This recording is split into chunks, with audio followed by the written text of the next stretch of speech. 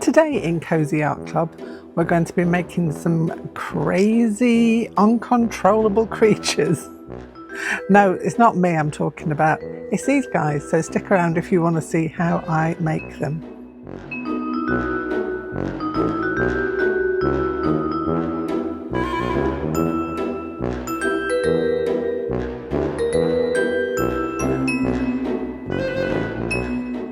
Hello and welcome back to a Cosy Art Club on a Sunday at Kooky Towers. Today I was inspired again by Linda Barry. I think if you look back into my videos a week ago, I did a video on some Linda Barry books that I've got that I find really, really inspiring. And at the time I was looking at Linda Barry, I was also looking at a guy called Stefan Buchner, because he did something, I think it was YouTube, I'm sure it was, where he did a daily monster, and it was an ink blown monster or just an ink blown pattern, and then he made a monster from it by adding in different things. And it was all these things get linked together.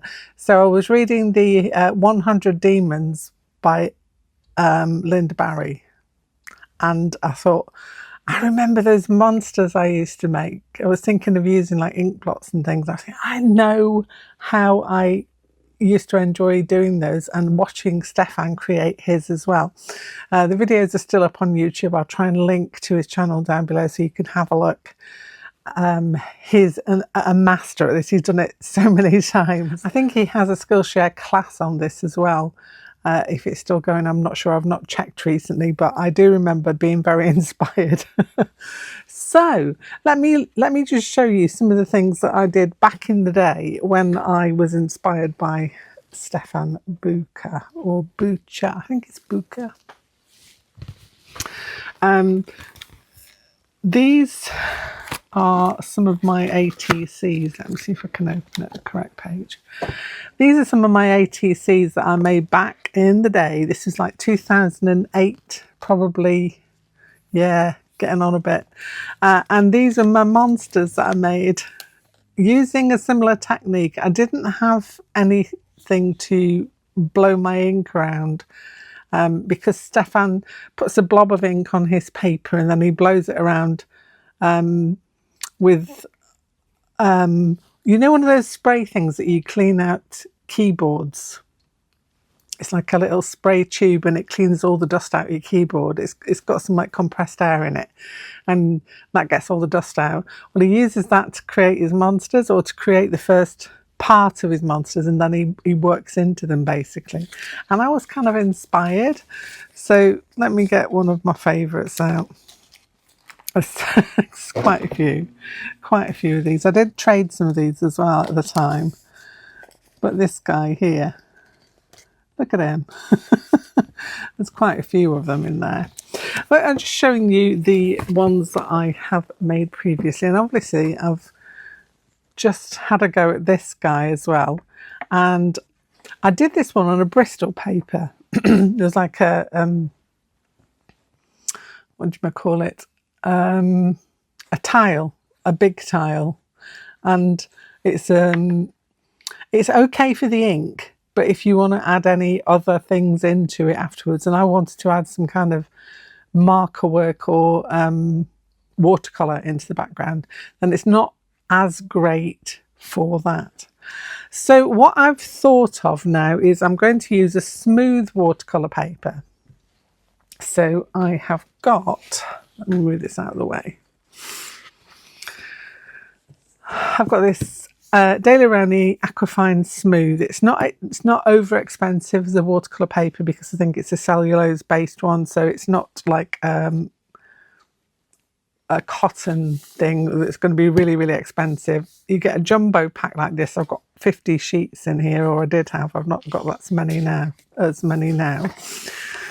But the thing about this is it's got a nice smooth texture whereby the ink can run freely, but it's also going to be able to take some watercolor technique.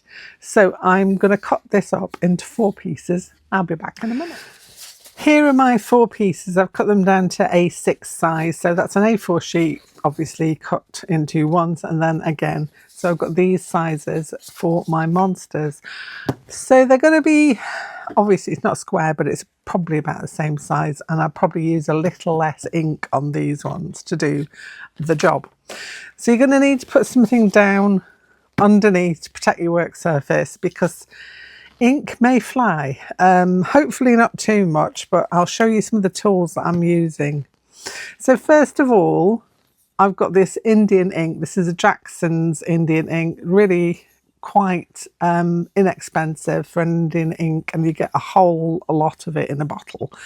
I've had this for a while. I think it's 300 millilitres, and I've used it quite a bit, and I've still got tons left in there.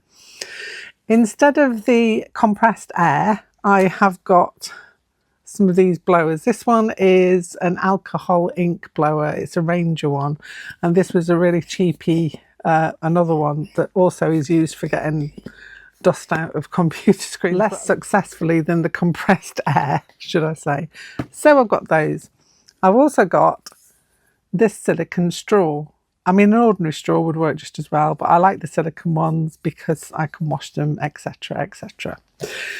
Another thing that I find handy is getting the Indian ink out of the bottle and onto the paper. I've got this squeezable pipette do. I bought these as a bulk buy many, many years ago. I've got loads of them left, and they're just so handy for transferring fluids from one place to another of whatever kind.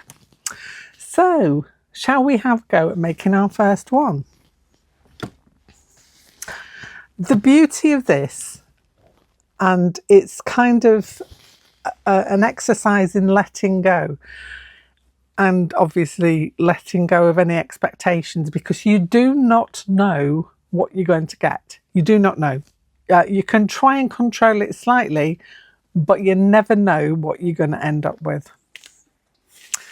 So I've got my first piece of watercolour paper down on my sheet here. I'm going to open up my bottle of ink. See if I can take you out slightly. No, let me take it up a bit. There we go. So I've got my Indian ink open, which is always a dangerous point. It's always the most dangerous point when your Indian ink's open and you've not done anything with it yet. I squeezed way too much of that out into my pipette. So I'm just going to fluple some, that is a technical term. I might do a little bit more than that onto my paper. So I think Stefan actually uses some kind of a brush or a toothbrush sometimes. Depends on what you put down there to get your first shape. I'm just emptying all the spare ink out of there. Now, in order to clean my pipette out, which I try and do every single time, I've got this jar of water here. You can see I've cleaned my pipette out a few times, and I just squeeze it in there and just clean it all out. Give it a swoosh around and just clean out my pipette. It's not like I haven't got a few others to play around with as well. But, you know, you never know when you're going to need a nice clean pipette. So I'm just going to wipe it down as well, like so. Okay, lid back on your Indian ink. Now, you can do this with other things. The reason I use Indian ink is because it dries waterproof. So it's not waterproof at the minute because I can move it around, I can add water to it. But once it's dry, it's waterproof, and then I can add in some other media, which I intend to do. Okay, so first of all, I'm going to go in with the big blower. You have to kind of point. Oh heck, that's gone a little way too far. See what I mean? It can fly. I've never had it fly that far before, so this must be quite a powerful boy. So I'm going to go back to little boy and see if this works. So we've still got quite a bit of ink to work with here, so we can work into it. I'm just squeezing it around a bit. You can start to add some downward motion. You can move your paper around as well, so you can get different directions to try and direct it slightly so you can get something to work with. Obviously then, once you've got that down, you can go in with your straw and see if you can direct it a little further. So, straw at the right end.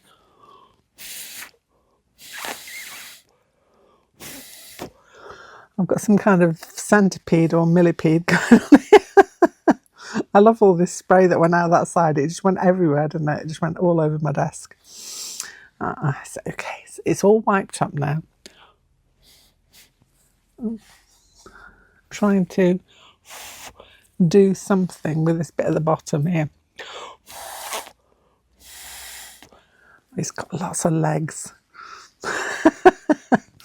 This is what I mean. You don't know what you're going to end up with, and you've got to try and create this, turn this into some kind of a creature. That's the idea behind it. So I'm going to put that over there to dry. Leave a little space over there. Dry him off a bit.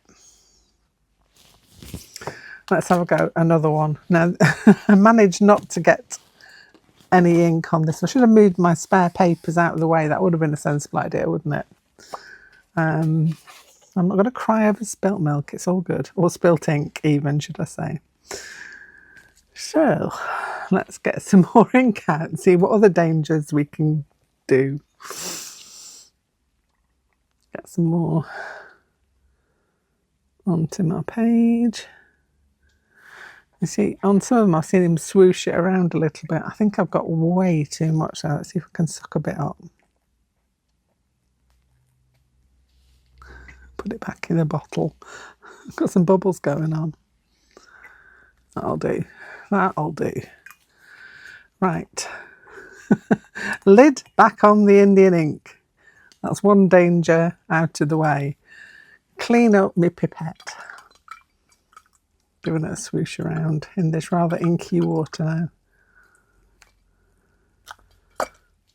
Yeah, that's fine. That's all cleaned off.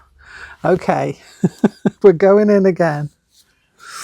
Now you can also decide vaguely where your first block goes. I seem to be tending to put it in the middle.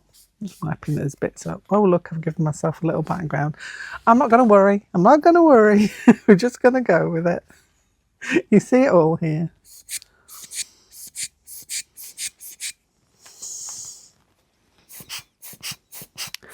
Okay, trying to keep a little more control. Because if you give it a quick blast, it can shoot off in all directions. Turning it around.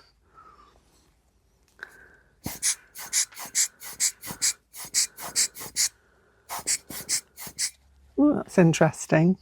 I'm getting some interest going on here. Oh, I like him. Now, if you, at one point you think you've not got enough ink in an area, you can go back in and add some more ink in too, which I will do on this occasion, just because I want to extend down into that area as well. So I'm going to put another blobule there, get rid of that, lid back on. Safety first, Chatfield, safety first. Right, okay, here we go. Blur. I recommend you also put an apron on if you're doing this with kids. As I say, you don't have to use Indian ink. It can be anything that's kind of watery, and so poster paint that's been watered down would be a great thing to do with kids, but you just have to be wary that you couldn't really do anything in the background, so you probably have to do the background first, is what I'm saying. I'm going in with my straw now. Oh, okay, we got some legs. Let's see if I can. Okay, yeah.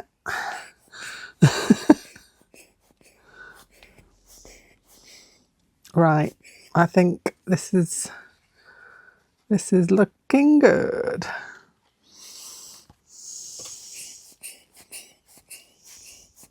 Oh, you see, then you get choices because you get heads and appendages in different places. You've got more to choose from. Okay, okay. I'm going to leave that one to dry as that is now. So we've got a few to choose from. I've done 4 more before the other disaster one that I did. I think those are going to have to go down there for now, for a minute. Yeah, so I have got quite a few different ones that are drying off as I speak. So we've got a few of these to go at. So I'm going to let them properly dry off, and then we'll go in and see what else we can do. I want them to be properly dry so that we can add some wet media to them, which is what's going to be next. While the other ink pieces are drying, I just thought I'd try a different way around. For example, if you did want to use like a watered down poster paint or something, not too watered down, you want it to be movable, but you don't want it to be see-through. You want like an opaque kind of effect afterwards. But what I thought I would do is I have used the Crayola Super tips that we used to make our little zine a couple of weeks back, and made myself a watercolour background, and now I'm going to try and blow a monster on top of that just to see if it works that way around as well, because we need to experiment. So take the top off the Indian ink again. Where's my pipette? I need to get my inky water back as well, because that's for rinsing out purposes. Okie doke, let's get some into our pipette. Don't too much. Blobby blob. It's already spraying out everywhere. Sometimes the bubbles come out, just beware. When the bubbles pop, then they'll leave like that. But I quite like that on my pieces. I like a bit of what they call disruption or disturbance going on. In fact, sometimes I'll put it in by flicking it on as well, because that's what kind of a person I am. I like a bit of disruption. I'm just rinsing out my pipette on the side if you wonder what those weird noises were. Okay, so now we've got our blob on a pre-painted piece of paper. I just want to see what happens. I've not tried it this way around, so this is going to be an experiment. Okay, it's flying a little bit. We don't mind that too much.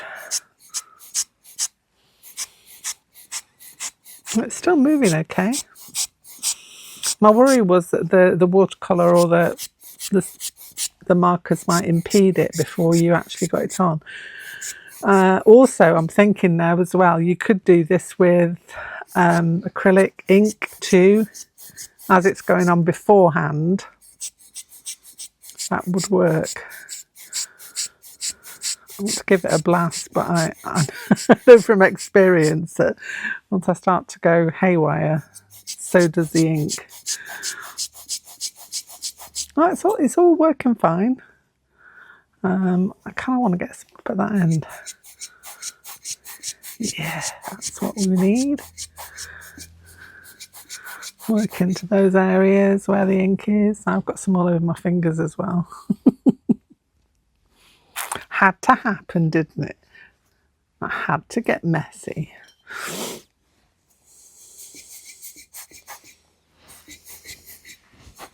Might take some of that back down there and push it that way. I know when Stefan Buchner does his, or Buchner, I still don't know how to pronounce it, he just gives it a quick once over with his compressed air. But we're working with different tools here, so I'm going to go in with the straw again. See, sometimes you can get good results just with a straw. If you do short, sharp blasts, you'll get the little spikies that come off it as well. Like that.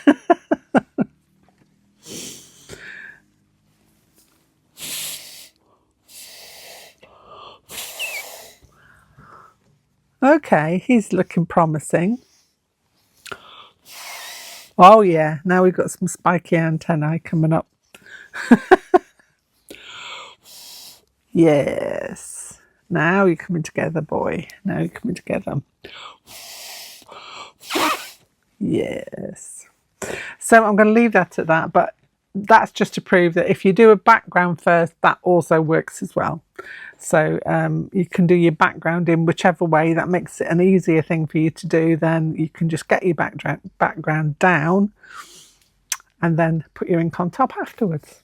So as I say, it works on this paper. Just be wary of which paper you use. Definitely don't try it on copy paper. That's just going to be too flimsy. It's got to be some kind of something with a bit of substance to it. I reckon the cartridge paper I used for the journals would probably be fine as well. So that's all good to use. Okay, so this guy here I've worked into a little bit while I've been off camera for a minute or so, because I do get obsessed and I have to have a little play. So this was a marker background after the fact. So I'd done the monster first, marker background afterwards. So this works perfectly well. I've gone in with a pen there. It didn't work too well. I think my pen's running out to make some kind of a circly thing going off up there. But another thing that works really well are these moonlight pens and the gel pens. So I'll show you which ones I've got. But you know, anything that's kind of opaque, you could go in with acrylic paint, you could go in with paint markers to add these details on if you've got some. But I've got these gel pens. So these are the Pentel ones. These are the Pentel dual metallics. They work really well. And I've got these Sakura jelly rolls, the moonlight ones, which work on top of dark paper. So if you're doing it on black like I was doing here, you can get really nice little details going on like that. So with this monster, what I've done is I've taken my basic ink blot and I've just turned it around until I could see a creature. It's a little bit like when we do the pavement cracks, you know, the cracks in the pavement to try and find a creature. It's a similar kind of thing. So you are freeing up your brain and your imagination just to try and locate that in something that's quite random. So I'm still waiting for the others to dry off because they do take a little bit of time and I want them to be properly dry. This one was, so I could work on it. But I will go through another one with you so that I can show you what I mean about trying to find a creature. But you can go into your piece however you want to. You can add in more detail in the background, less detail. You could just have it just as a plain white background if you wanted to. The choice is yours. I'm just giving you the tools that you can use.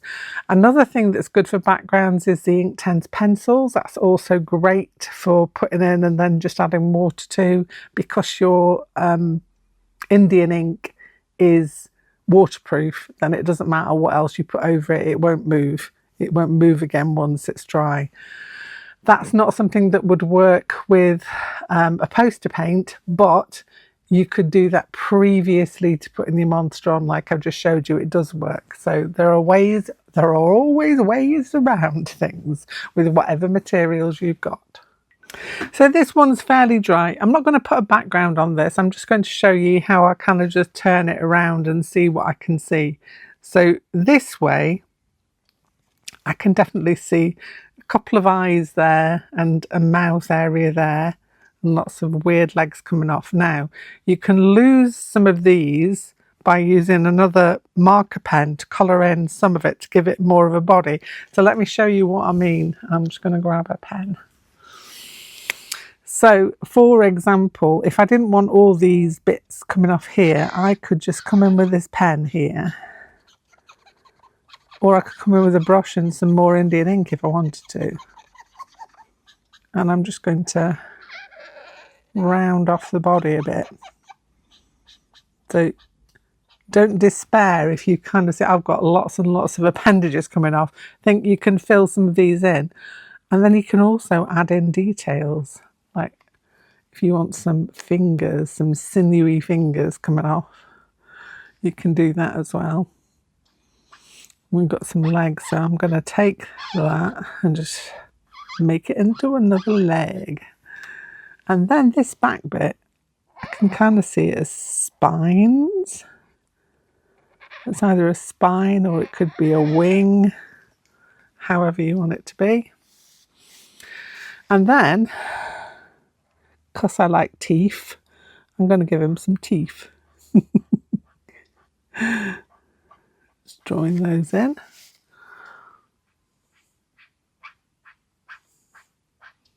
And this is going to be his tongue that comes out like this. It's got a long, spiky tongue.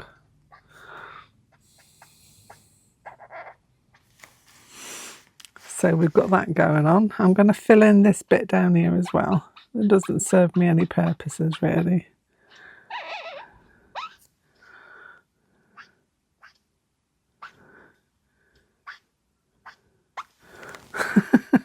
And then I'm going to put some spikes along this bit here, which I'm going to presume to be his tail. So that's going to be there. Like so. I'm going to add in more. Sorry about my squeaky pen. Also, good thing to have gel pen, white gel pen, so you can kind of emphasize the eyes area if you want to. So I'm going to go in with that. And I'm going to then give him some eyeballs. But you can emphasize these later. I'm just going around them. So they stand out a bit. So you can see how we can build up a creature now. I've got his wings going on here, but what I'm thinking is, if you're doing it on ordinary paper, you can then add some colour into the body of your creature. So I've got an Inktense pencil here. And just scribbled it on, because you don't need it to be perfect when you're doing with water. Just need to locate my brush in the pile. Oh, I don't want to dip it in the inky water now. And I'm going to, still got some ink. That's the ink pen that I've just used. But I don't mind that, because that will all drift in and make that very murky and give it more of a monstery colour instead of being too bright. So I'm going with that. Oh yes. Tidy that one up a little bit.